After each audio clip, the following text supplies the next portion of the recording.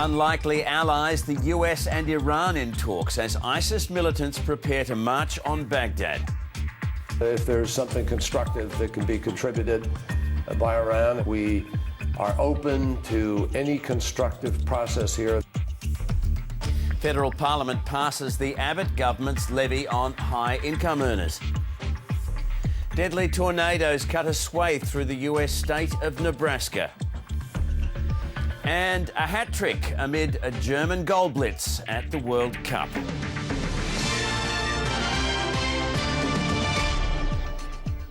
Good evening, Ian Henderson with ABC News. Iraqi government forces have begun their campaign to push back the ISIS insurgents rampaging through the country's north. They've bombed several militant positions, and tonight a battle is raging 60 kilometres from Baghdad. The US has held talks with Iran about how to stop the violence. We'll have more on the global response in a moment. But first, here's Matt Brown with a report from northern Iraq. The final moments for some of these Iraqi soldiers. The video hasn't been Mother Teresa, who passed away in a nursing home in Winchelsea last night, aged 86. Alison Savage, ABC News, Melbourne.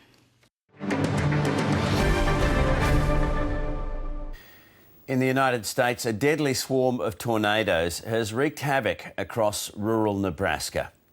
That is violent. Yeah, they're both violent. They're merging.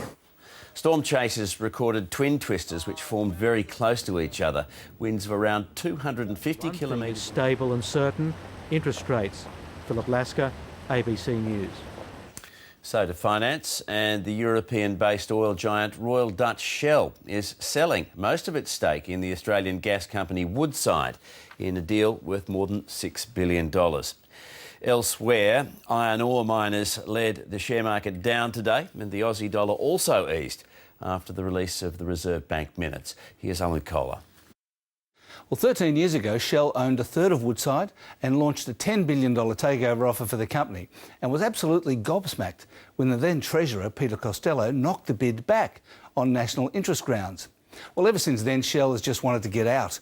It sold 10% 4 years ago and another 19% today, half to the company itself, and in mid-2012 it even fell, which means we became more competitive. And that's finance. In the AFL, Collingwood has more injury concerns ahead of Saturday's match against Hawthorn. Alex Fazolo is undergoing foot surgery and will miss the next 3 weeks. The 22-year-old is having a screw removed from his right foot. It's a small operation, I believe, to take the screw out, but it'll take a couple of weeks to recover, and we hope that he misses 2 and comes back for the 3rd. The Magpies are already missing defenders Nick Maxwell and Ben Reid, but Dane Beams may return after his late withdrawal last week. And Geelong's Alan Christensen is poised to play his first game this year after recovering from back surgery. The Cats play Gold Coast on Saturday.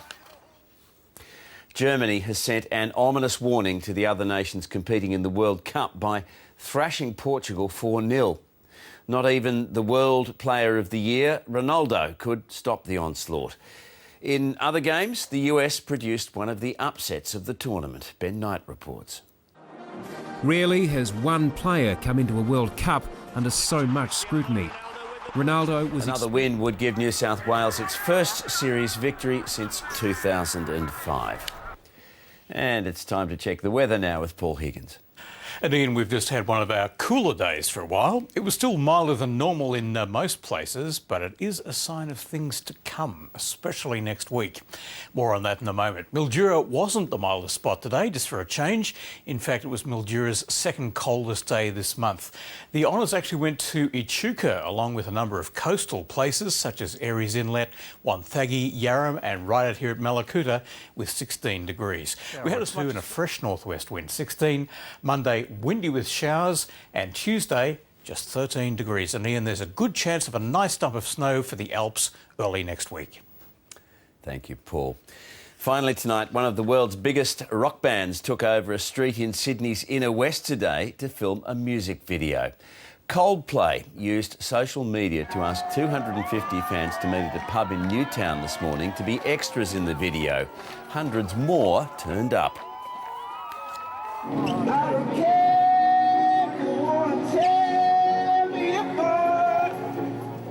Security guards cleared the path for Chris Martin, who sang as he walked down the street to meet the band and dance with the crowd. And that's it for this evening's bulletin. Coming up, 7:30 with Sarah Ferguson. That's next.